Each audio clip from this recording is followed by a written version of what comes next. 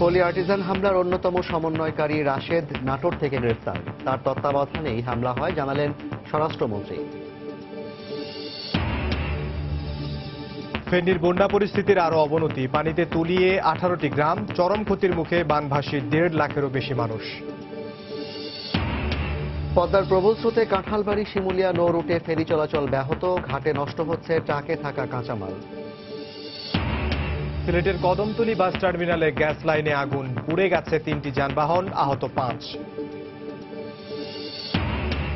এবং পর্যাপ্ত মজুদের পরেও চট্টগ্রামে পাইকারি পর্যায়ে ভোগ্য পণ্যের দাম বেড়েছে। বন্দরে জাহাজ জট ও জলাবদ্ধতাকেই দুষছেন ব্যবসায়ীরা।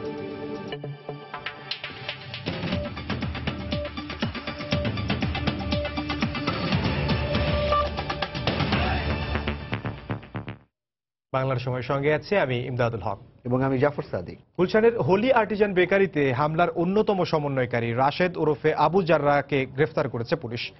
ভোরে নাটোরের সিংড়া থানা এলাকা থেকে তাকে গ্রেফতার করা হয়। এদিকে স্বরাষ্ট্রমন্ত্রী জানিয়েছেন, রাশেদের তত্ত্বাবধানেই হোলি আর্টিজান হামলা হয়। গুলশানে হলি আর্টিজান বেকারিতে জঙ্গি হামলার অন্যতম পরিকল্পনাকারী আসলাম হোসেন ওরফে রাশেদকে গ্রেফতার করেছে পুলিশ। শুক্রবার ভোরে নাটোরের সিংড়া এলাকা থেকে গ্রেফতার করা হয় তাকে। পুলিশের কাউন্টার টেরোরিজম ইউনিট, পুলিশ সদর দপ্তরের বিশেষ শাখা ও নাটোর জেলা পুলিশ যৌথভাবে এ অভিযান চালায়। দুপুরে এক অনুষ্ঠানে স্বরাষ্ট্রমন্ত্রী আসাদুজ্জামান খান কামাল বলেন, নাটোরের পুলিশের হাতে গ্রেফতার রাশেদের পরিকল্পনাতেই গুলশানে হলি আর্টিজান হামলা হয়েছিল। যাকে ধরা হলো সে ছিল পরিকল্পনাকারী, তার তত্ত্বাবধানেই এই হামলাটি হয়েছে বলে আমাদের গোয়েন্দারা জানিয়েছে। তিনি জানান, হলি আর্টিজান হামলার মামলা নির্ভুল তদন্তের জন্য সময় নেওয়া হচ্ছে। খুব দ্রুতই এই মামলার চার্জশিট দেওয়া হবে। চার্জশিট দেওয়ার জন্য পুলিশ কাজ করে যাচ্ছে। যতখানি নির্ভুল দেওয়া যায় সেই জন্যই আমাদের একটু সময় নিচ্ছি, মানে আমরা খুব দ্রুততম সময়ের মধ্যে এটা আমরা দিতে পারব। মামলার তদন্তে হলি আর্টিজান বেকারিতে হামলার মূল পরিকল্পনাকারী সহ বিভিন্ন পর্যায়ে 90 জেএমবির 21 জন জড়িত থাকার তথ্য পেয়েছে আইন শৃঙ্খলা রক্ষা বাহিনীর সদস্যরা। তাদের মধ্যে 15 জন গত 1 বছরে আইন শৃঙ্খলা রক্ষা বাহিনীর বিভিন্ন অভিযানে নিহত হয়েছে। 4 জন আছে কারাগারে। হাদিসুর রহমান সাগর নামে একজন এখনো পলাতক রয়েছে। শাহরিয়ার জামান দ্বীপ, সময় সংবাদ, ঢাকা। অতিবর্ষণ ও পাহাড়ি ঢলে ছোট ফেনী নদীর তীরবর্তী ফেনী সদর ও দাগনভূঞা উপজেলার বন্যা পরিস্থিতির আরো অবনতি হয়েছে। পানিতে তলিয়ে আছে 18টি গ্রাম। দিন যত গড়াচ্ছে বাড়ছে ক্ষতির পরিমাণও। 1.5 লাখেরও বেশি মানুষ বানভাসী, চরম দুর্ভোগে এবং ক্ষতির মুখে দিশেহারা। জেলা প্রশাসনের পক্ষ থেকে ক্ষতিগ্রস্তদের সহায়তা করার কথা বললেও জনপ্রতিনিধি সহ ক্ষতিগ্রস্তরা চান দুর্ভোগের স্থায়ী সমাধান। জুলহাস তালুকদারের ক্যামেরায় আতিয়ার সজলের রিপোর্ট। প্রায় প্রতি বছরই বর্ষা মৌসুমে থই থই পানির নিচে তলিয়ে থাকে যেন এ নদীর দু তীরবর্তীবাসীর নিয়তি হয়ে দাঁড়িয়েছে। গত কয়েকদিনের অতিবর্ষণ ও উজান থেকে নেমে আসা পাহাড়ি ঢলে গত 4 দিন ধরে তলিয়ে আছে ফেনী সদরের সরসুদি, পাঁচগাছিয়া এবং দাগনভূঞার রাজাপুর ও সিন্দুরপুরের 18টি গ্রাম। এসব গ্রামের পানিবন্দীর সংখ্যা ছাড়িয়েছে 1.5 লাখেরও বেশি। সামনে দ্বিতীয় সাময়িক পরীক্ষা থাকায় প্রায় 30টি শিক্ষা প্রতিষ্ঠানে ক্লাসের পানির মধ্যেও পাঠদান চললেও শিক্ষার্থীদের উপস্থিতি হাতে গোনা। বন্যার স্থায়িত্বের কারণে ধসে পড়তে শুরু করেছে অসংখ্য কাঁচা বসত বাড়ি। কয়েক হাজার হেক্টর আমন বীজতলা সহ পানিতে তলিয়ে ক্ষতিগ্রস্ত হয়েছেন শত শত মৎস্য চাষী। আমরা স্কুলে যেতে পারছি না, গলা সমান পানি। আমরা সামনে সমাপনী পরীক্ষা। আমাকে বাগের ব্যাগ ডুবে গেছে, রাস্তাও ডুবে গেছে। আমরা টাকা ডুবে গেছে, রান্না করতে পারি না। ঘরে দুয়ার রান্না থাকতে হয় না, বাঙ্গি চুরি ব্যাগ ধরি হয়ে যায়, চুলে না চাকরিরা রান্না বান্না ব্যাগ সব বন্ধ। স্থায়ীভাবে সমস্যার সমাধান করতে হলে আমাদেরকে ছোট ফেনী নদীটা ড্রেসিং করতে হবে। ড্রেসিং করলে আমাদের পানিগুলো দ্রুত আমাদের এই এলাকা থেকে সরে যাবে। ত্রাণ নয়, স্থানীয় জনপ্রতিনিধি ও ক্ষতিগ্রস্তরা চান সমস্যার স্থায়ী সমাধান। আর পানি নামার পর ক্ষতিগ্রস্তদের যথাযথ সহায়তা দেওয়ার দাবি জানিয়েছেন তারা। আমন মৌসুম, বীজতলা বলতে নাই, সব বীজতলা নষ্ট হয়ে গেছে। আসলে কৃষকেরা এখন সর্বহারা হয়ে গেছে। ভারপ্রাপ্ত জেলা প্রশাসক জানালেন, পানি না কমা পর্যন্ত পূর্ণাঙ্গ তথ্য পাওয়া যাবে না। আর তথ্য পেলে পুনর্বাসনের কাজ শুরু করা হবে। বন্যার কারণে বিশেষত কৃষি জমি এবং মাছের ব্যাপক ক্ষতি হয়েছে। তো পানি নেমে যাওয়ার পর আসলে প্রকৃত ক্ষয়ক্ষতি নিরূপণ করা সম্ভব হবে। তো ক্ষয়ক্ষতি নিরূপণ করার পরে তাদের প্রয়োজনীয় সাহায্য কিংবা পুনর্বাসনের প্রয়োজনীয় ব্যবস্থা গ্রহণ করা হবে। গ্রামীণ জনপদে এখনো তলিয়ে আছে শত শত কিলোমিটারের কাঁচা পাকা সড়ক। আতিয়ার সজল, সময় সংবাদ, ফেনী। পদ্মার প্রবল স্রোতের কারণে ব্যাহত হচ্ছে কাঁঠালবাড়ি শিমুলিয়া নৌ রুটে ফেরি চলাচল। ঘাট এলাকায় ঘন্টার পর ঘন্টা আটকা পড়ে বিপাকে পড়ছেন যাত্রীরা, আর নদী পাড়ি দিতে না পারায় নষ্ট হচ্ছে ট্রাকে থাকা কাঁচামাল। বিআইডব্লিউটিসির কর্মকর্তারা বলছেন, স্রোতের কারণে ফেরিগুলো দ্বিগুণ সময়ে পদ্মা পাড়ি দিচ্ছে। সঞ্জয় কর্মকার অভিজিতের তথ্য ও শাহাদাত আকনের ছবি নিয়ে ডেস্ক রিপোর্ট। বর্ষা মৌসুমে পদ্মার পানি বাড়ায় ব্যাহত হচ্ছে মাদারীপুরের কাউরাকান্দি শিমুলিয়া নৌ রুটে ফেরি চলাচল। 17টি ফেরির মধ্যে প্রায় দ্বিগুণ সময় নিয়ে দিনের বেলায় 13টি ফেরি চললেও প্রবল স্রোতের কারণে রাতে তা অর্ধেকে নেমে আসে। ফলে ঘাটে প্রতিনিয়তই বাড়ছে যানবাহনের দীর্ঘ সারি। যাত্রীবাহী বাসকে প্রাধান্য দিয়ে পারাপার করা হলেও গত এক সপ্তাহের বেশি সময় ধরে পণ্যবাহী ট্রাক পারাপার হতে না পারায় নষ্ট হচ্ছে ট্রাকে থাকা মালামাল। এতে আর্থিক ক্ষতির মুখে পড়ার আশঙ্কা করছেন সংশ্লিষ্টরা। পিএস পয়সা 2 দিন ধরে পানি পড়তেছে, আমরা তাড়াতাড়ি পারাপার হইলে ভালোই, তো অনেক তো ক্ষতি হয়ে যেতেছে, পুরো গাড়ি পিএস পয়সা দিতেছে। এত জ্বালা আমাদের ভালো লাগে না, এর চেয়ে আমাদের চাকরি বরখাস্ত দেওয়া ভালো, কিন্তু বহুত কষ্টই আমরা আছি। এখন আমরা 12 দিন ধরে বসে আছি, খাইতে দিতে পারি না, টাকা জানছি সব শেষ। সুধীজনেরা মনে করেন, কর্তৃপক্ষের পর্যাপ্ত তদারকির অভাবে এই নৌরুটে চলাচলকারী যাত্রী ও চালকদের দুর্ভোগ কমছে না। নির্দিষ্ট সময়ের মধ্যে যদি ফেরিগুলোকে সঠিকভাবে ঠিক করে পরিচালনার ব্যবস্থা করা হতো, তাহলে যাতায়াত আরো সুন্দর হতো, মানুষের জন্য আরো সহজ হতো। আমি মনে করি কর্তৃপক্ষের সেই দিকে খেয়াল করা উচিত। বিআইডব্লিউটিসির কর্মকর্তাদের দাবি, স্রোতের কারণে ফেরিগুলো বিকল্প চ্যানেল ব্যবহার করায় দীর্ঘ সময় লাগছে পদ্মা পাড়ি দিতে। ফলে কমে গেছে ফেরিগুলোর ট্রিপের সংখ্যা। প্রচন্ড স্রোতের কারণে আমাদের ফেরি চলাচলে বিঘ্ন হচ্ছে। এই কারণে কিছু ট্রাক আমাদের জমা হয়ে গেছে, আর আমাদের যে ডাম ফেরি আছে সেগুলি আপাতত বন্ধ আছে। 2-1টা চলতেছে, দিনের বেলা চলে, রাত্রেবেলা প্রায় বন্ধই থাকে। স্বাভাবিক সময়ে প্রতিদিন কাঁঠালবাড়ি শিমুলিয়া নৌ রুটে ছোট বড় 1200 যানবাহন চলাচল হলেও এখন পারাপার হচ্ছে 700। সময় সংবাদ, মাদারীপুর। পর্যাপ্ত মজুদ থাকার পরও বন্দরনগরী চট্টগ্রামে পাইকারি পর্যায়ে আদা, রসুন, পেঁয়াজ, ডাল এবং সয়াবিন তেলের মতো নিত্য প্রয়োজনীয় ভোগ্য পণ্যের দাম বেড়েছে। প্রবল বর্ষণ, বন্যা এবং জোয়ারের কারণে সরবরাহে ঘাটতি দেখিয়ে খাতুনগঞ্জে গত এক সপ্তাহে এসব পণ্যের দাম কেজি প্রতি 50 পয়সা থেকে 20 টাকা পর্যন্ত বেড়েছে। এর মধ্যে সবচেয়ে বেশি বেড়েছে আদার দাম। ব্যবসায়ী নেতারা দাম বেড়ে যাওয়ার জন্য বন্যা, চট্টগ্রাম বন্দরের জাহাজ জটের পাশাপাশি খাতুনগঞ্জের জলাবদ্ধতাকে দায়ী করছেন। বিস্তারিত জানাচ্ছেন কমল দে। গত 4 দিন ধরে পালাক্রমে একবার জোয়ারের পানিতে ডুবছে দেশের সবচেয়ে বড় ভোগ্য পণ্যের বাজার চট্টগ্রামের চাকতাই, খাতুনগঞ্জ এবং আসাদগঞ্জ সহ পুরো এলাকা। এতে নষ্ট হয়ে গেছে বিপুল পরিমাণ গুদামজাত পণ্য। এছাড়া দুপুর থেকে বিকাল পর্যন্ত পুরো এলাকার জলাবদ্ধতা থাকায় ব্যবসায়িক লেনদেনও এক প্রকার বন্ধ হয়ে যায়। এক সপ্তাহ আগে প্রতি কেজি আদা 55 থেকে 60 টাকা বিক্রি হলো, এখন বিক্রি হচ্ছে 80 থেকে 90 টাকা দরে। আর পেঁয়াজের দাম প্রতি কেজি 5 টাকা বেড়ে 20 টাকা দরে বিক্রি হচ্ছে। আদা ছিল আগে $600, এখন আদা হয়েছে $890।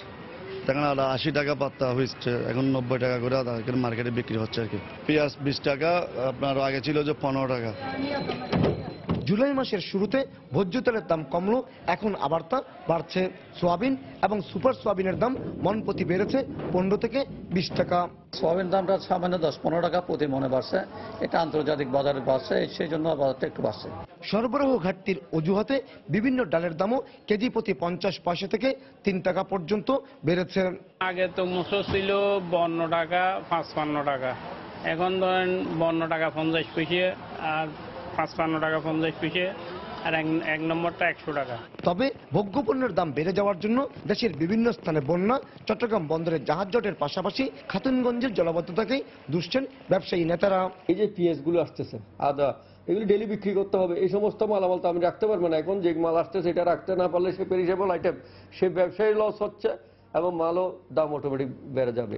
বন্দরনগরীর চাকতাই, আসাদগঞ্জ এবং খাতুনগঞ্জে কয়েকশো ব্যবসা প্রতিষ্ঠানের পাশাপাশি অন্তত 3000 গুদাম রয়েছে।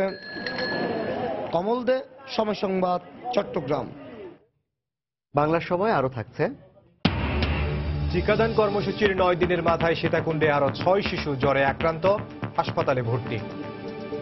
আওয়ামী লীগের সাধারণ সম্পাদক এবং সড়ক পরিবহন ও সেতু মন্ত্রী ওবায়দুল কাদের বলেছেন, বিএনপি চেয়ারপারসন বেগম খালেদা জিয়া লন্ডনে বসে কোনো ষড়যন্ত্রে লিপ্ত কিনা তা খতিয়ে দেখছে সরকার। সকালে পটুয়াখালীর লেবুখালী সেতুর নির্মাণ কাজ পরিদর্শন শেষে তিনি একথা বলেন। দেশবিরোধী কোনো ষড়যন্ত্র মেনে নেওয়া হবে না বলেও তিনি হুঁশিয়ারি করেন।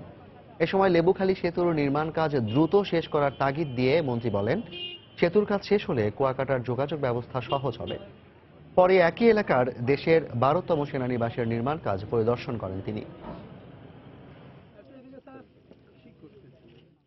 দেশের স্বার্থবিরোধী শোনেন, সরকারের বিরুদ্ধে কথা বলতে পারে, কিন্তু দেশ বিরোধী কর্মকাণ্ড সহ্য করা হবে। তারা যাই করো, আজকে টেকনোলজির যে যুগ, ডিজিটালের যুগ, কোনো কিছু গোপন রাখা সম্ভব। পাকিস্তানের আইএসআই বা যার সঙ্গে বৈঠক করবে। স্বাস্থ্য বিভাগের নজরদারির মধ্যেই সীতাকুণ্ডের ত্রিপুরা পাড়ায় নতুন করে 6 শিশু জ্বরে আক্রান্ত হয়েছে। তাদেরকে ফৌজদারহাট সংক্রামক ব্যাধি হাসপাতালে চিকিৎসা দেওয়া হচ্ছে। চিকিৎসকরা জানিয়েছেন, নতুন করে ভর্তি হওয়া শিশুদের লক্ষণ আগের আক্রান্তদের মতো। এতে ত্রিপুরা পাড়ায় নতুন করে আতঙ্ক দেখা দিয়েছে। বিস্তারিত জানাচ্ছেন কমল দে। বৃহস্পতিবার রাত থেকে শুক্রবার সকাল পর্যন্ত চট্টগ্রামের সীতাকুণ্ড ত্রিপুরাপাড়া 6 শিশু জ্বরে আক্রান্ত হয়। চিকিৎসকদের পরামর্শে তাদেরকে ফৌজদারহাট সংক্রামক ব্যাধি হাসপাতালে ভর্তি করা হয়েছে। অসুস্থদের মধ্যে 2 জন আগেও জ্বরে আক্রান্ত হয়ে প্রায় 2 সপ্তাহ চট্টগ্রাম মেডিকেল কলেজ হাসপাতালে চিকিৎসাধীন ছিল। সুস্থ হওয়ার পর তাদের বাড়ি নিয়ে যায় পরিবার। জলের ফলে তারপরে সর্দি কাশি, তারপর থুরগুলো লাল হয়ে গেছে, তারপরে গায়ে মানে জিমে জিমে গা জ্বর চলে আসতেছে। সুস্থ হয়েছে, আবার জ্বর হচ্ছে, আবার কাশি হয়েছে। হাসপাতালের কর্তব্যরত চিকিৎসক জানান, বিশেষজ্ঞদের পরামর্শ নিয়ে অসুস্থ শিশুদের পর্যবেক্ষণে রাখা হয়েছে। পরীক্ষা নিরীক্ষা করে দেখে যে আগের যে পেশেন্টগুলো যেসব কমপ্লেন নিয়ে এখানে ভর্তি হয়েছিল, ঠিক সেম কমপ্লেনটা নিয়ে ওদের সবারই 3-4 দিন থেকে জ্বর। আমাদের কনসালটেন্টের সাথে আলাপ করে প্রিভিয়াসলি যে ইয়েদের ডায়েট ছিল সেই ডায়েট দিচ্ছি, ইমপ্রুভ ডায়েট। সে সাথে ওদের যে এই চিকিৎসাটা, সেই চিকিৎসাটা আমরা দ্রুত এখান থেকে শুরু করে দিয়েছি। কন্টাজিয়াস ডিজিজ একজন থেকে আরেকজন হয়, তো পুরো পাড়াটা তো আমরা আসলে এখনো এর আওতা আনতে পারিনি। তো ইনশাল্লাহ আমার মনে হচ্ছে যে ডে বাই ডে এগুলো কমে আসবে। হামসহ বিভিন্ন রোগ প্রতিরোধে নেওয়া টিকাদান কর্মসূচির 9 দিনের মাথায় নতুন করে শিশুরা জ্বর আক্রান্ত হয় আতঙ্কিত হয়ে পড়েছেন স্থানীয় বাসিন্দারা। এর আগে গত 8 জুলাই থেকে জ্বর আক্রান্ত হয়ে ত্রিপুরা পাড়ার 10 শিশুর মৃত্যু হয়। অসুস্থ হয়ে হাসপাতালে চিকিৎসা নেয় 103 শিশু। পরীক্ষার পর আক্রান্তদের রক্তে হামের জীবাণু পাওয়ার কথা জানিয়েছিল রোগ গবেষণা প্রতিষ্ঠান ইডিসিআর। এরপর গত 19 জুলাই থেকে টিকাদান কর্মসূচি শুরু করে স্বাস্থ্য বিভাগ। কমল দে, সময় সংবাদ, চট্টগ্রাম। দর্শক, এ বিষয়ে কথা বলতে আমাদের চট্টগ্রাম ব্যুরোতে উপস্থিত আছেন জেলার civil surgeon doctor Azizur Rahman Siddiqui. আমরা এখন সরাসরি কথা বলবো তার সাথে। জনাব আজিজুর রহমান সিদ্দিকী, বাংলার সময় আপনাকে স্বাগত। আপনারা এতক্ষণ আমাদের যে নিউজটি দেখছিলেন সেখানে যেভাবে বলা হচ্ছে আসলে টিকাদান কর্মসূচি শুরু করা হয়েছে, এরপরও ত্রিপুরা পাড়ার শিশুরা নতুন করে আসলে জ্বরে আক্রান্ত হচ্ছে, কারণটা কি মনে হয় আপনার কাছে? ধন্যবাদ। এতে আতঙ্কিত হবার কিছুই নেই, কারণ আমরা যে টিকাদান কর্মসূচি শুরু করেছি সেটা হচ্ছে 1 বছরের নিচে সারা দেশে আমাদের যে টিকাদান কেন্দ্রগুলো রয়েছে সেটার মতোই 1 বছরের নিচে বাচ্চাদেরকে আমরা টিকাদান শুরু করেছি। 1 বছরের উপরে বাচ্চাদের টিকাদানের জন্য আমাদের স্বাস্থ্য অধিদপ্তরের ইপিআই এর অনুমতি লাগে। তাদেরকে আমরা জানিয়েছি, বিশ্ব স্বাস্থ্য সংস্থা, ইউনিসেফ সবাই তারা সিদ্ধান্ত নিয়েছে, যেহেতু এই এলাকার বাচ্চাগুলো অসুস্থ এবং তারা অপুষ্টিতে ভুগছে, তাদের জন্য একটু অপুষ্টিটা দূর করে এবং সুস্থতার জন্য 2 সপ্তাহ সময় নিয়েছে। এর মধ্যে তারা সিদ্ধান্ত নিয়েছে বিশ্ব স্বাস্থ্য সংস্থার নিয়ম অনুযায়ী যে যে জায়গায় হামের আউটব্রেক হয় তার 1 কিলোমিটার ব্যাসার্ধের মধ্যে সব বাচ্চা আগে টিকা পেলেও 6 মাস থেকে 15 বছর বয়স পর্যন্ত সবাইকে টিকা দিতে হয়। সেই অনুযায়ী আমরা এই 2 সপ্তাহ কাজ করেছি। আগামীকাল থেকে আমরা 6 মাস থেকে 15 বছর বয়স পর্যন্ত এই 3টি ইউনিয়নের সকল বাচ্চাকে, যারা আগে টিকা পেয়েছে বা না পাক, সবাইকে আমরা টিকা দিচ্ছি। সুতরাং টিকাদানের পরও যে হাম হচ্ছে আতঙ্কের কিছু নেই, কারণ আমরা 1 বছরের উপরে কোনো বাচ্চাকে টিকা দিই নাই, আগামীকাল থেকে শুরু করব। আরেকটা কথা, টিকা দেওয়ার সাথে সাথে কিন্তু অ্যান্টিবডি তৈরি হয় না, এটা তৈরি হইতে 3 সপ্তাহ থেকে 6 সপ্তাহ সময় লাগে। সুতরাং কালকে থেকে যে আমরা 6 মাস থেকে 15 বছর পর্যন্ত বাচ্চাদের টিকাদান শুরু করছি, এটা শেষ হতেও আমাদের প্রায় 3 সপ্তাহ লাগবে, কারণ 46,145 জন বাচ্চাকে আমরা টিকা দেবো। প্রথমে স্কুলগুলোতে দেব, যেটা আমরা 31,225 জনকে, এরপরে টিকা কেন্দ্রে দেবো 14,290 জনকে। তবে কালকে আমরা আমাদের এই ত্রিপুরাপল্লী 2টো কেন্দ্র যেটা নতুন করে করেছি সেখান দিয়ে শুরু করব। যারা সুস্থ আছে, পুষ্টি সম্পন্ন, তাদেরকে বেছে বেছে করব, কারণ অপুষ্টি এবং অসুস্থ বাচ্চাকে টিকা দিলে আবার সমস্যা হতে পারে। সুতরাং এই টিকা দানের পর 3 সপ্তাহ থেকে 6 সপ্তাহ পরে এদের অ্যান্টিবডি তৈরি হবে। সুতরাং আতঙ্কের কিছু নাই যে টিকা কাজ করছে না। আর ওখানে সবাই হাসপাতালে, আমাদের এখান থেকে 107 জন বাচ্চা ভালো হয়ে বাড়িতে গেছে, যারা 2 হাসপাতালে আছে তারাও সুস্থ আছে, আতঙ্কের কিছু নাই। আমাদের মেডিকেল টিম প্রত্যেকদিন কাজ করছে, আজকেও সেখানে বাচ্চাদের জ্বর হওয়া মাত্রই হাসপাতালে ভর্তি করছে।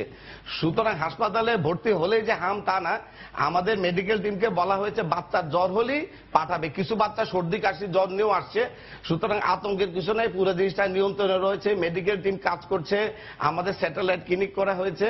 আর টিকা যেটা দিয়েছি 1 বছরের নিচে, ওরা কেউ আক্রান্ত হয়নি এখন পর্যন্ত। যারা হয়েছে আরো উপরে, ওদের টিকাদান শুরু করবো কালকে থেকে, এবং সেই টিকা কার্যকর হতে 3 সপ্তাহ থেকে 6 সপ্তাহ সময় লাগবে। জি, জনাব আজিজুর রহমান সিদ্দিকী, নিয়ন্ত্রণে রয়েছে, সবাই ভালো আছে, আতঙ্কের কিছু নেই। জি, আপনি বারবার বলছিলেন আতঙ্কের কিছু নেই, কিন্তু আমরা এর মধ্যে দেখেছি বেশ কয়েকজন শিশু কিন্তু মারাও গেছে।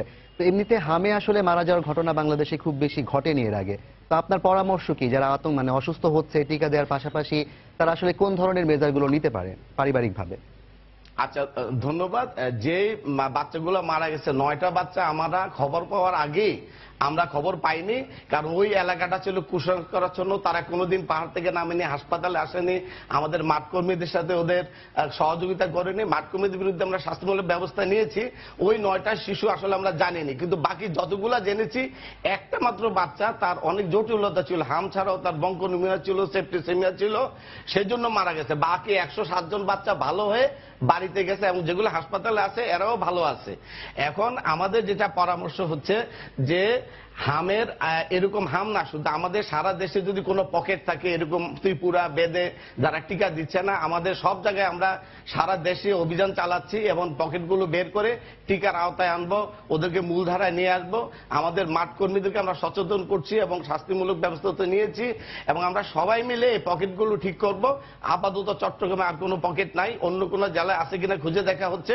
এবং আমরা সবাই টিকার প্রতি, মানুষ এখন এই সমস্ত গোষ্ঠীগুলো ওরা বুঝতে যে টিকা দিলে আগে 9টা বাচ্চা মারা যেত না, এবং হাসপাতালে ভর্তি হলে বাচ্চারা বাঁচে, হাসপাতালের উপরে তার আস্থা বেড়েছে, ওরা অনেকটাই আমাদের উপর এখন আস্থাশীল বলে মনে করছি।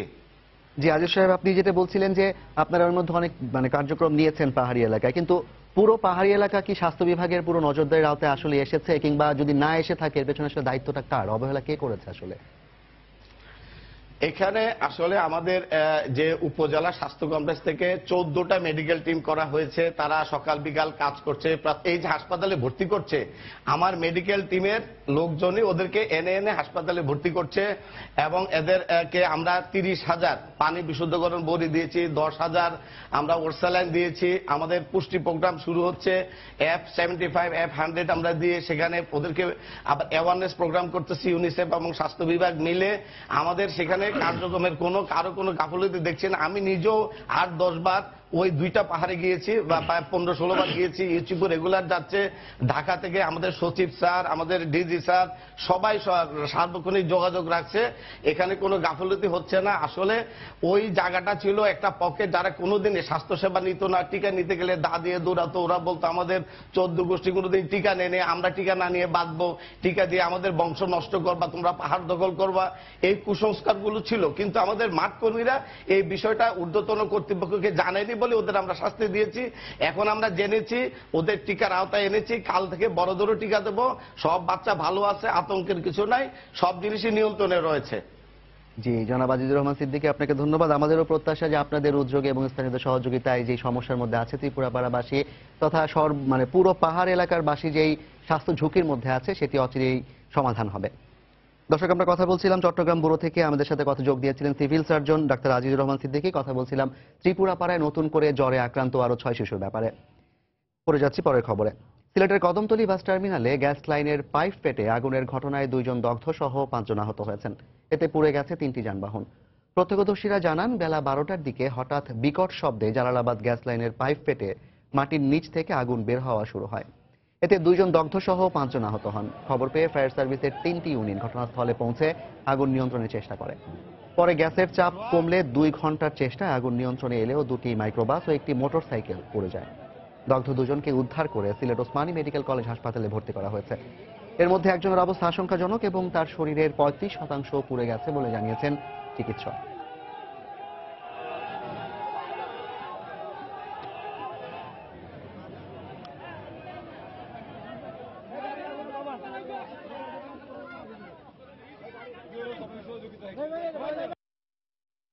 যে জায়গায় গ্যাস লিক করছে ওই জায়গায় একটা লাইটেস ছিল, লাইটে চালাইতে গিয়ে আর বাচ্চাটা নিয়ে পার করতে পাপ লেগে গেছে। টার্মিনালের ভিতরে জ্যাম আসলো, জ্যামে দাঁড়ানো এ ছিল লাইটেসের পিছনে, আর লাইটেসের পিছনে ছিল তখন ওই লাইট তার চাকা সামনে চাকা ওখান থেকে আগুন আর কি ইয়ে করে উঠছে। মাসুদ ওনার নাম, ওনার অবস্থা একটু কিছুটা আশঙ্কাজনক, প্রায় 30 to 35% বার্ন আছে ওনার শরীরে, আর ওনার অবস্থা মোটামুটি ভালো।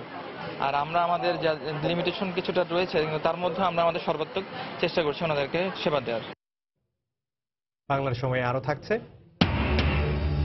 পারিবারিক কলহের জেরে বরিশালে 6 বছরের শ্যালিকাকে কুপিয়ে হত্যা, স্ত্রীকে জখম, গৃহকর্তার আত্মহত্যা।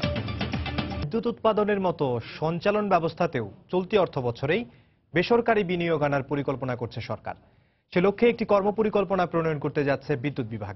জ্বালানি প্রতিমন্ত্রীর আশা, সঞ্চালন খাতের আধুনিকায়নেও গুরুত্বপূর্ণ অবদান রাখবে বেসরকারি অংশীদারিত্ব। তবে বিদ্যুৎ সঞ্চালনের মতো স্পর্শকাতর বিষয়ে ব্যক্তি খাতে ছেড়ে দেওয়ার ক্ষেত্রে জাতীয় নিরাপত্তা যেন ব্যাহত না হয় তা নিশ্চিত করার পরামর্শ বিশেষজ্ঞদের। ফারুক ভূঁইয়া রবিনের রিপোর্ট। সরকারি বেসরকারি বিনিয়োগে গত 8 বছরে বিদ্যুৎ উৎপাদনে যথেষ্ট অগ্রগতি হলেও সমান গুরুত্ব পায়নি সঞ্চালন খাত। এ সময়ে উৎপাদন সক্ষমতা 215% বৃদ্ধির বিপরীতে সঞ্চালন লাইন ও গ্রিড উপকেন্দ্রের ক্ষমতা বেড়েছে যথাক্রমে 30 ও 80%। তাই নিরবচ্ছিন্ন বিদ্যুৎ সরবরাহে অন্যতম প্রধান অন্তরায় মনে করা হয় সঞ্চালন সীমাবদ্ধতা। 2014 সালের 1 নভেম্বর ও গত মে মাসের বিদ্যুৎ বিপর্যয়ের জন্য দায়ী করা হচ্ছে জাতীয় গ্রিডের দুর্বলতাকে। বর্তমানে সারা দেশের বিদ্যুৎ সঞ্চালন এককভাবে পরিচালনা করছে সরকারি প্রতিষ্ঠান পিজিসিবি। উৎপাদনের সঙ্গে তাল মিলিয়ে সঞ্চালন লাইন ও গ্রিড উপকেন্দ্র স্থাপন ও পরিচালনায় এবার বেসরকারি খাতকেও সম্পৃক্ত করতে চায় সরকার। পিজিসিবি থেকে ক্যান্ডিডেট প্রজেক্টগুলো একটা তালিকা পাওয়া গেছে। গ্রিড লাইন প্রাইভেট ডেভেলপারশিপ করবে, উনি শুধু নির্মাণ করবেন না, ওই গ্রিডটুকুর পরিচালনা এবং অপারেশন মেইনটেনেন্স তারাই করবে। সরকার সমস্ত টাকা দিয়ে করলে হবে না, প্রাইভেট ইনভেস্টরদেরকে আনতে হবে। ট্রান্সমিশনে আমরা আনার চেষ্টা করছি। এবার আমি প্রেশার দিব যেভাবে হোক ট্রান্সমিশনে প্রাইভেট সেক্টর যেন আনতে পারে। জেনারেশনে আমাদের প্রাইভেট সেক্টর আসছে, নাহলে এত বড় ডেভেলপ করতে পারতাম না। বিশ্লেষকরা মনে করেন বিদ্যুৎ সঞ্চালনে সিকিভাগ বিনিয়োগ আসতে পারে বেসরকারি খাত থেকে। পাশাপাশি সুষ্ঠু নীতিমালার মাধ্যমে বেসরকারি পরিচালন ব্যবস্থাকে সতর্ক নজরদারিতেও রাখার পরামর্শ তাদের। যদি এরকম হয় একটা পার্টিকুলার সেকশন সে বলল যে আরো বেশি রেট না দিলে আমি চালাতে দিব না, সেই সব কন্ডিশনসগুলো মানে কন্ট্রাক্টের মধ্যে রাখতে হবে, যাতে করে সে কোনো ধরনের অন্যায় সুযোগ না নিতে পারে। বিদ্যুৎ উৎপাদনের অভিজ্ঞতা থেকে সঞ্চালনে ও বেসরকারি খাতকে সম্পৃক্ত করতে চায় সরকার। তবে সংশ্লিষ্টরা বলছেন বেসরকারি বিনিয়োগ আসলেও বিদ্যুৎ সঞ্চালন ব্যবস্থার উন্নয়নে মুখ্য ভূমিকা রাখতে হবে রাষ্ট্রীয় প্রতিষ্ঠানকেই। সেক্ষেত্রে পিজিসিবির কার্যক্রমে বাড়াতে হবে পেশাদারিত্ব ও গতিশীলতা। ফারুক ভূঁইয়া রবিন, সময় সংবাদ, ঢাকা। 2021 সালের মধ্যে দেশের প্রতিটি অঞ্চলে বিদ্যুৎ পৌঁছে দেওয়া হবে বলে জানিয়েছেন বিদ্যুৎ, জ্বালানি ও খনিজ সম্পদ প্রতিমন্ত্রী নসরুল হামিদ। সকালে কেরানীগঞ্জ মহিলা ডিগ্রি কলেজ মাঠে কথা বলেন তিনি। প্রত্যেকটা অঞ্চলে আমি বিদ্যুৎ দিয়ে যাচ্ছি, মাননীয় প্রধানমন্ত্রী শেখ হাসিনার নির্দেশে 21 সালের আগে সমস্ত জায়গায় বিদ্যুৎ পৌঁছে যাবে। আমরা প্রায় 10টা ট্রাকের ব্যবস্থা করতেছি, যে ট্রাক এই ময়লাটাকে নিয়ে আবার আপনাদের এলাকা থেকে নিয়ে একদম কুচামোড়া ভিতরে ভেঙে যাবে। ওইখানে আমরা একটা পাওয়ার প্ল্যান্ট শুরু করবো এই আগামী বছর থেকে, যে পাওয়ার প্ল্যান্ট এই ময়লা দিয়ে বাংলাদেশে কোথাও এই প্রকল্প শুরু করে। কত টাকা করতেছে জানেন? 200 কোটি টাকা। বরিশালে পারিবারিক কলহের জের ধরে 6 বছরের শ্যালিকাকে জবাই করে হত্যা এবং স্ত্রীকে কুপিয়ে আহত করার অভিযোগ উঠেছে স্বামীর বিরুদ্ধে। সে নিজেও আত্মহত্যা করেছে। শহরতলির পুরানপাড়া এলাকায় এই ঘটনা ঘটে। পুলিশ জানায় 2 বছর আগে উজিরপুর উপজেলার সজীবের সঙ্গে বিয়ে হয় সুমাইয়ার। বিয়ের পর থেকেই সুমাইয়াকে নির্যাতন করত শ্বশুর বাড়ির লোকজন। নির্যাতন সইতে না পেরে 2 মাস আগে বাবার বাড়ি চলে যান তিনি। পরে সুমাইয়াকে ফিরিয়ে আনতে 12 দিন আগে শ্বশুর বাড়ি যান সজীব, কিন্তু সুমাইয়া রাজি হচ্ছিল না। গত রাতে মাছ ধরার কথা বলে শ্যালিকা ও স্ত্রীকে কৌশলে ঘরের বাইরে নিয়ে যায় সজীব। পরে স্ত্রীকে ধারালো অস্ত্র দিয়ে কুপিয়ে জখম করে সে। ঘটনাটি শ্যালিকা সাবিহা দেখে ফেলায় তাকে জবাই করে হত্যা করে নিজেও একটি গাছের সঙ্গে দড়ি দিয়ে আত্মহত্যা করে সজীব।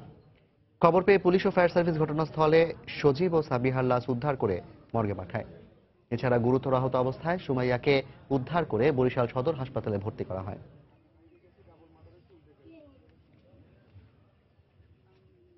ঘুম দিয়ে উঠছি তো তখন ওই জায়গায় দেখি ওই মেয়েটার কি রক্তাক্ত অবস্থায় এই দেখে আমরা ওই জায়গায় গেছি। হে মেয়েরাই দেখাই দিয়েছে যে তার স্বামী এই চালতে গেছে জ্বলে। তার বিভিন্ন জায়গায় কয়েকটা জখম ছিল, এর মধ্যে ফেসে আছে এবং গলায় ছিল একটা।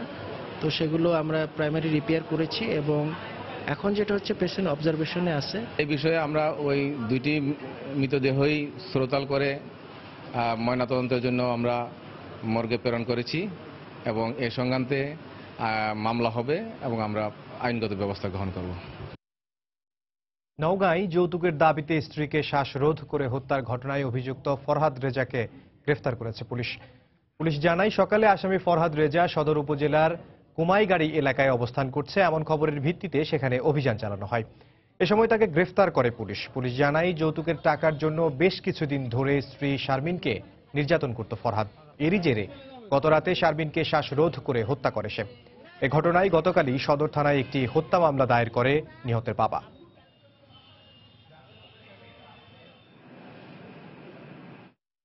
যশোরের কেশবপুরে অজ্ঞাত এক যুবকের লাশ উদ্ধার করা হয়েছে। পুলিশ বলছে সন্ত্রাসীদের দুপক্ষের বন্দুক যুদ্ধে নিহত হয় সে।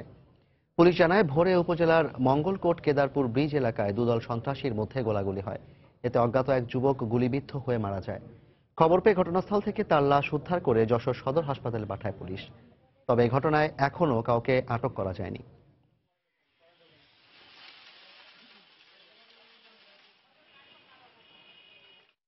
রাজবাড়ীতে একটি বসতঘর থেকে প্রায় 150 গোখরা সাপের বাচ্চা উদ্ধার করা হয়েছে। এলাকাবাসী জানায় গত বুধবার সকালে সদর উপজেলার বাউনিপুর গ্রামে নিজ বসতঘরে প্রায় 3.5 ফুট লম্বা একটি গোখরা সাপ দেখতে পান কৃষক ইসমাইল। পরে খবর পেয়ে সাপুরের লিটন বৃহস্পতিবার দুপুরে কৃষক ইসমাইলের বসতঘরের আঙিনা খুঁড়ে প্রথমে মা গোখরা সাপটিকে উদ্ধার করে। এরপর মাটি খুঁড়ে আরো 137টি সাপের বাচ্চা জীবন্ত উদ্ধার করা হয়।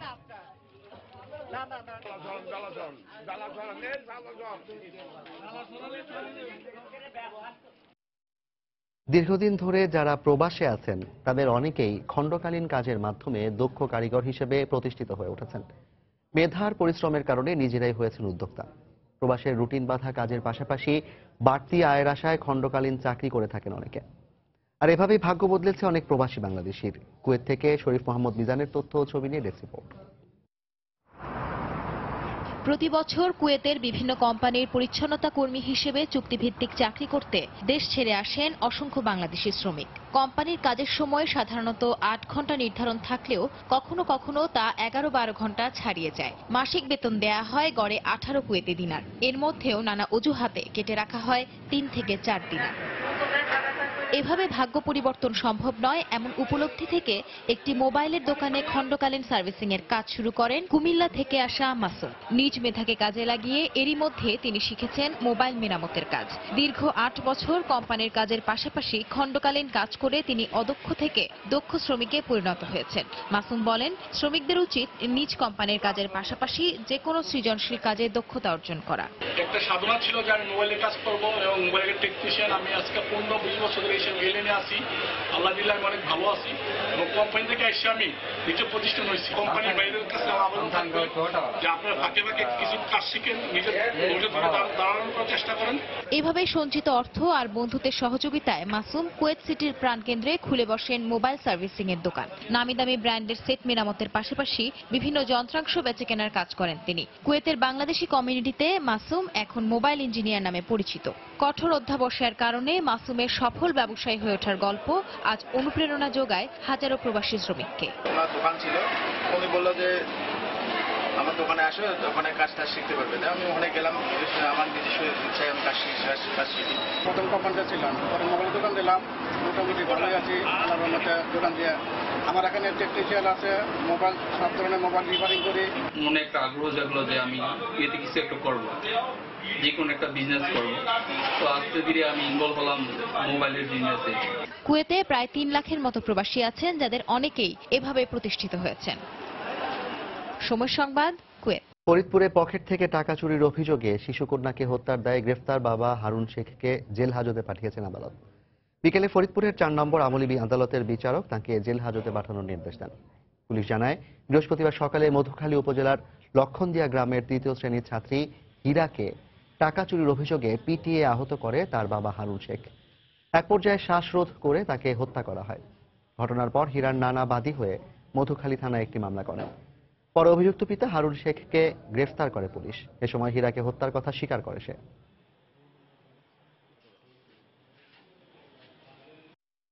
মেয়ের বাবা 35 টাকার জন্য 35 টাকা মেয়ের বাবার পকেট থেকে নেওয়ার অপরাধে মেয়েকে ঝাড়ু দিয়ে এবং কন্যা পেঁচে শ্বাসরোধ করে নির্মমভাবে হত্যা করেছে। যশোরের বেনাপোল স্থলবন্দর থেকে 3 কেজি রূপার গয়না সহ একজনকে আটক করা হয়েছে। বিজিবি জানায়, সকালে সেলিম গাজী নামে এক বাংলাদেশি ভারত থেকে বেনাপোল ইমিগ্রেশন পার হয়ে বাংলাদেশে প্রবেশ করে।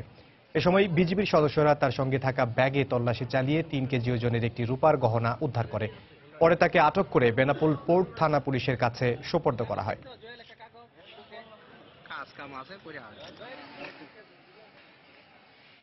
গোপালগঞ্জে বাসে ডাকাতির ঘটনায় 2 জনকে আটক করেছে পুলিশ। ভোরে সদর উপজেলার চন্দ্রদিঘলিয়া এলাকা থেকে তাদের আটক করা হয়।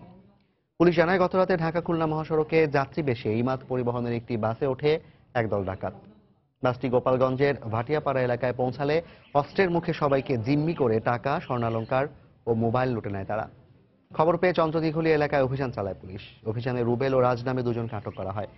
এ সময় তাদের সাথে থাকা অপর 5 জন পালিয়ে যায়। আটককৃতরা আন্তজেলা ডাকাত দলের সদস্য বলে জানিয়েছে পুলিশ। নতুন প্রজন্মরাই আগামী গড়বে, তাই তাদের শিক্ষা দীক্ষা ও জ্ঞানের আলোয় আলোকিত হতে হবে বলে মন্তব্য করেছেন প্রধানমন্ত্রীর তথ্য উপদেষ্টা ইকবাল সোবহান চৌধুরী। দুপুরে মানিকগঞ্জে স্থানীয় বিজয় মেলা মাঠে আয়োজিত বঙ্গবন্ধু শিশু কিশোর মেলায় একথা বলেন তিনি। এ সময় তিনি আরো বলেন, বাংলাদেশ স্বাধীন হয়েছে বলেই নতুন প্রজন্মের সন্তানেরা স্বাধীন দেশের নাগরিক হওয়ার গর্বিত অধিকার পেয়েছে। মেলায় বিভিন্ন বিষয় নিয়ে আয়োজিত বাছাই পর্বের প্রতিযোগিতায় বিজয়ী শিশু কিশোরদের হাতে পুরস্কার হিসেবে গাছ ও বই তুলে দেওয়া হয়। পরিচালক সাহেব বললেন, আসুন বিপন্ন হাওর বাসীর পাশে দাঁড়াই। এই স্লোগানকে সামনে রেখে নেত্রকোনায় হাওর কনভেনশন অনুষ্ঠিত হয়েছে। দুপুরে হাওর জনপদ রক্ষার দাবিতে নেত্রকোনা পাবলিক হল মিলনায়তনে এই কনভেনশন অনুষ্ঠিত হয়। এতে জেলার কমিউনিস্ট পার্টির নেতৃবৃন্দ ছাড়াও বিভিন্ন এলাকার কৃষাণীরা অংশগ্রহণ করেন। এ সময় বক্তারা ক্ষতিগ্রস্ত হাওরবাসীর জন্য জেলেদের মাছ ধরা উন্মুক্ত করে দেওয়ার দাবি জানান। এছাড়া হাওর অঞ্চলে মানবিক বিপর্যয় রোধে হাওরের জলাশয়ে ইজারা প্রথা বাতিল, সব ধরনের ঋণ মওকুফ, দুর্নীতিবাজ কর্মকর্তাদের শাস্তি সহ বিভিন্ন দাবি তুলে ধরেন তারা। জলাবদ্ধতা রোধে দিনাজপুরের ঘাগড়া ও গিরিজা খাল পুনঃখনন করা শুরু হয়েছে। সকালে বালুয়াডাঙ্গা এলাকায় আনুষ্ঠানিকভাবে খাল খননের কাজ উদ্বোধন করেন পৌর মেয়র সৈয়দ জাহাঙ্গীর আলম। এ সময় প্যানেল মেয়র, কাউন্সিলর সহ অন্যান্যরা উপস্থিত ছিলেন। পৌর কর্তৃপক্ষ জানায়, ময়লা আবর্জনা ও অবৈধ দখলের কারণে প্রায় 9.5 কিলোমিটার দৈর্ঘ্যের ঘাগড়া ও 5.2 কিলোমিটার দৈর্ঘ্যের গিরিজা খালে পানি নিষ্কাশন বন্ধ হয়ে যায়। এ অবস্থায় খালে পুনঃখননের পর পৌর এলাকায় জলাবদ্ধতা থাকবে না বলে আশা করছেন মেয়র।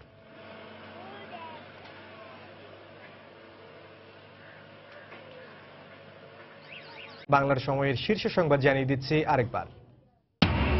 পল্লী আর্টিজান হামলার অন্যতম সমন্বয়কারী রাশেদ নাটোর থেকে গ্রেফতার। তার তত্ত্বাবধানেই হামলা হয় জানালেন স্বরাষ্ট্রমন্ত্রী।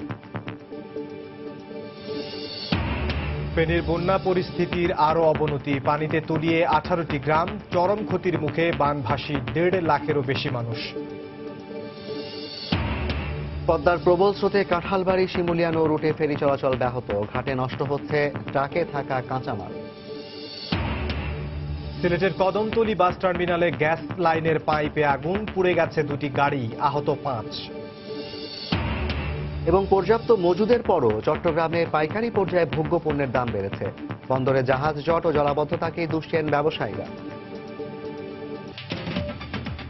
এই ছিল বাংলার সময়ে। যে কোনো খবর পেতে ভিজিট করুন সময়নিউজ.tv। এছাড়া এইমাত্র পাওয়া খবর আপনার মোবাইলে পেতে SMS করুন *BN লিখে পাঠিয়ে দিন 16242 নম্বরে। আর সঙ্গে থাকুন সময়।